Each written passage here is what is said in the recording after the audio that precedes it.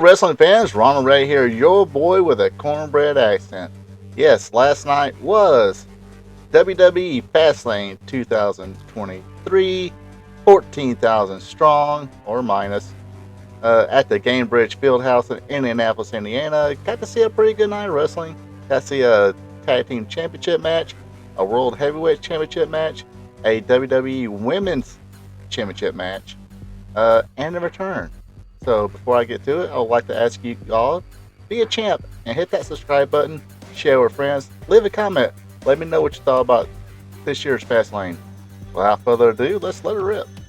Alright, leading off Fastlane, it is a match for the undisputed Universal WWE Tag Team Championships of the world. Yes, it is Jey Uso and Cody Rhodes, your challengers, going against the champions, the Judgment Day, Finn Balor and Damian Priest.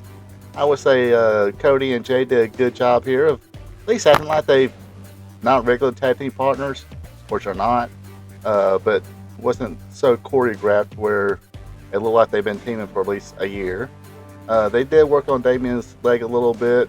They would also get a little shine time on Finn Balor, but a good blind tag throws off Jey Uso, giving the Judgment Day the advantage. So they work out on Jey Uso for a little bit. Hot tag to Cody. Him and Finn pretty much had basically a singles match within a tag match. Then they did a double tag. Jey Uso, Damian Priest kind of did the same thing, kind of a singles match within a tag match. All four get at it. Uso was speared Priest. He was heading to the top rope when Dirty Dominic Mysterio and Rhea Ripley would appear. Super kick to Dum Dum. Then Mommy and main event was exchanging phone numbers a little bit there, or something like that. Anyway, JD Madonna's interference would constantly backfire. Day one, Cody Cutter on Finn Balor, excuse me. Then Cody Rhodes would hit the crossroads for the 1-2-3, and there you have it. New undisputed tag team champions, Cody Rhodes and Jey Uso. I don't think they're going to be champions long. I wouldn't be surprised if, say, Judgment Day possibly wins them back within a week or two. Maybe next month's premium live event. They'll switch hands. I would like to see. I just like to see this. I wouldn't mind seeing Austin Theory and Grayson Waller defeat Jey Uso and Cody Rhodes to win those titles. Who knows what might happen next? Alright, next up is a supposed to be a 6-man tag. More on that later. It is Bobby Lashley and the Street Profits going against Rey Mysterio and Santos Escobar, LWO members, and maybe a Mr. Partner. Remember on SmackDown, Rey Mysterio made a call. Escobar was looking good till he got chop blocked by Ford. They put a whooping on him until he was able to escape. Hits a tag on Rey Mysterio. Rey Mysterio doing his high flying stuff, but they got the heat on Rey Mysterio after they counted 619. Looks like Rey Mysterio was about to make that tag back to Escobar, but Ford takes out Escobar. Montez Ford was rewarded by getting teabagged by Zelina Vega, but looked like all was lost here for Rey Mysterio. Nobody to tag. Then all of a sudden the music hits. Here comes Carlito Caribbean Cool. Yes, I actually said that whole name instead of just Carlito. Anyway, he comes in, cleans house. Rey Mysterio and Escobar take care of Dawkins and Lashley.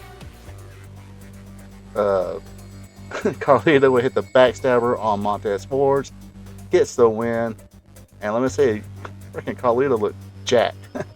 But yeah, this was not really a huge surprise, I don't guess.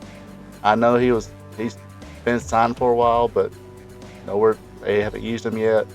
So I guess this was a perfect opportunity to reintroduce him again. Um, but that was like one of my predictions. I was really uh, solidly going, hey, yeah, it's gonna be this guy. It ain't gonna be the other two people. Anyway, next. All right, next up is for the WWE Women's Championship. It is a triple threat match: Charlotte Flair, Asuka versus the WWE Women's Champion Io Sky. Big boot by Sky by Flair, takes her out for a little bit, but Flair will receive the eye full of mist from Asuka. Asuka goes for a quick win. Doesn't happen. Io jumps back in there. And Io Sky and Asuka seemed like they worked most of this match. Flair came back a few times, but was either taken out by Asuka or Io or both of them. Almost more like a third wheel in this match. Io was knocked out of the ring. Bayley came out, check on her. Flair gets Asuka in a figure eight. Bayley runs around to the other side, distracts the referee. Looks like Asuka was tapping out there to the figure eight. Io would hit the moon over moonsault on Flair, gets the 1, 2, 3. And this is one of the matches I was like, yeah, I hope Io Sky wins. I don't know when Bianca's going to be back, but I imagine as soon as they do bring her back, as like I said in my predictions, they're going to put the strap back on her again. So a little bit Io, that way you have that build up for a singles match. Charlotte Flair, Bianca Belair, or with either one of those having the strap by then. And I'm pretty sure once that match happens, Bianca get the win. That way they can say, oh, she's got victories over all 4 horsewomen, yada yada yada. But yeah, this was a solid match. Asuka almost did kick out in time at one point. Referee had to hesitate a little bit, but other than that, pretty solid. I think I'd rather seen Asuka versus Io though. They look like they was performing pretty well together. It didn't really need Flair, but that's just my opinion. Next. Alright, next match is the tag team match. John Cena teaming with LA Knight versus, I guess, Bloodline members, Solo Sikoa and Jimmy Uso. Before the match got started, Pat McAfee made an appearance. He came out, addressed the crowd, then announced John Cena. He came out. He got his special, Pat McAfee introduction. Everybody else got the regular ring announcers, ring introductions. Jimmy says, I'll start this match with John Cena. Solo leaves it hanging as he's going for a 5, but Solo has a way of doing that. I don't know if anybody's been catching that, but it's the little things I find entertaining and funny. Anyway, Jimmy does start out against John Cena. Doesn't fare too well. John Cena gets the better of him and calls for Solo. Instantly regrets it. Most of this match is them beating up on John Cena.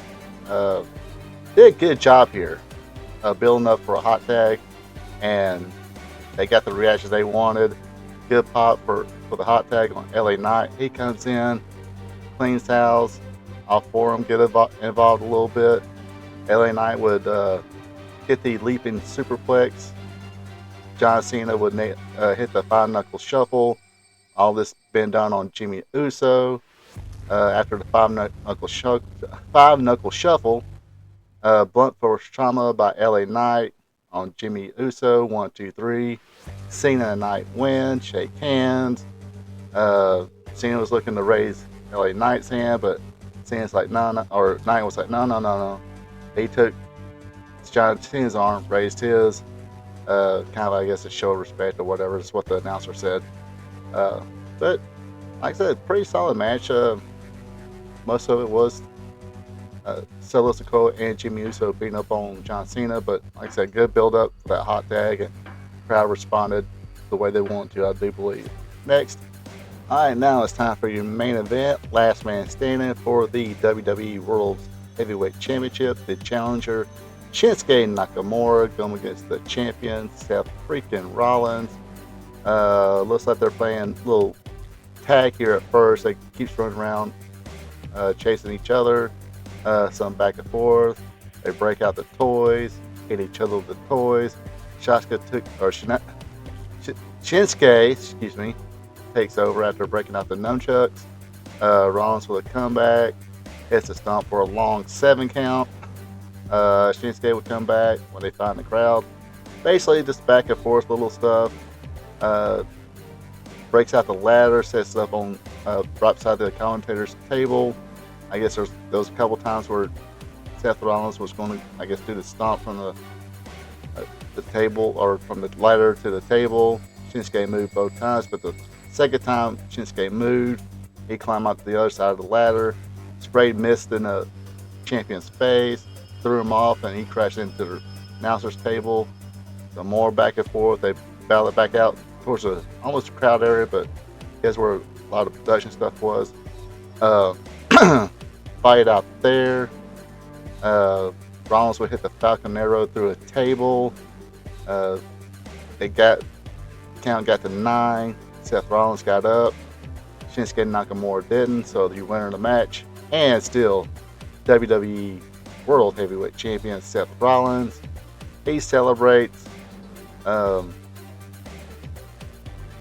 Basically, I think right there I realized. Well, I think I really realized that there wasn't going to be no cash in when Damian Priest was pretty much laid out on the table and selling an injury, and there was no dysfunction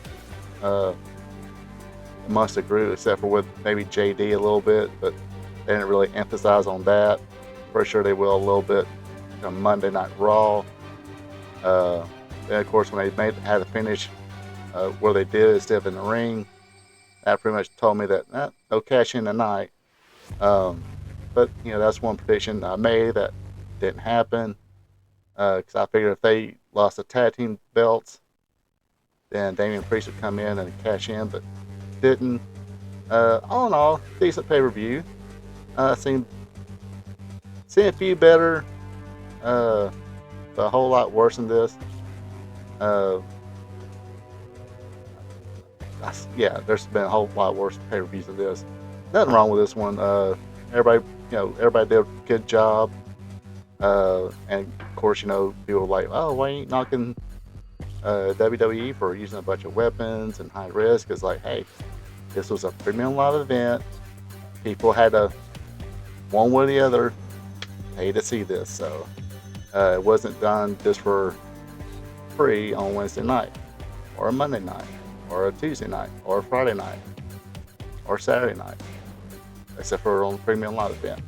Anyway, hope you guys had a good weekend. That does it for me. Let me know in the comments what you thought about this year's Fastlane. Also, hit that subscribe button. Drop a like if you want to. Other than that, I'm out of here. Hope you have a good one, and take it easy. Thank you for checking out my video. I really do appreciate it. And of course, this is the part where I ask you, if you're not a subscriber yet, to click on that subscribe button, leave a like, also share with friends. And if you want to follow me on social media, on Twitter, X, it's at RRPATRPTV46.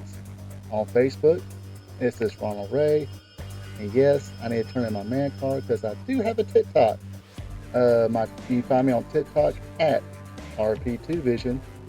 As always, you have a good one. Take it easy.